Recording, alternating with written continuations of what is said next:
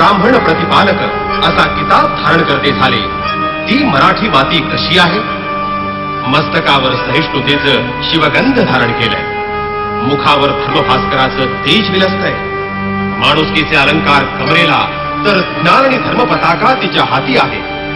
प्रेम आणि सद्भावाची सरिता हृदयातून वाहते असं तिचं रूप लावण्य. अशी ही आमची मराठी माती.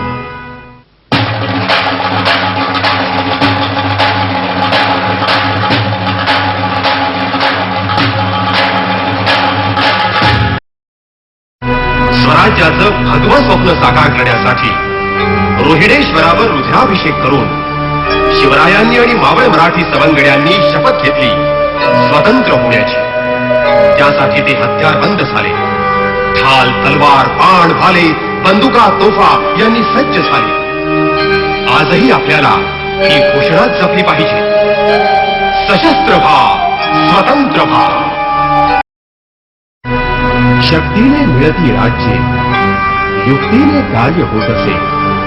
वंधितो चेतवावा रे, चेतविताची चेततो. हर हर महादेव या गर्जनेनं साऱ्या हिंदुस्थानात दहशत निर्माण करणाऱ्या शिवरायांनी अफजल खान, शाहिस्ते खान यांना खडे चारले आणि दिल्ली तख्ताला झडप बसवली. मराठी माणसांची प्रेमळ मनं गरजून उठली. स्वधर्माभिमान, स्वदेशाभिमान, प्रेम, श्रद्धा आणि विश्वास यांचं प्रतीक म्हणजे भगवा झेंडा. मोडेल पण वाकणार नाही अशी मराठी मातीची मिजाज जपणारी मराठी मन. हा ध्वज मराठी माणसाला प्राणाहून प्यारा नसेल तरच नवल. शिवरायांच्या सैनिकाला तोच तर सारं सर्वस्व.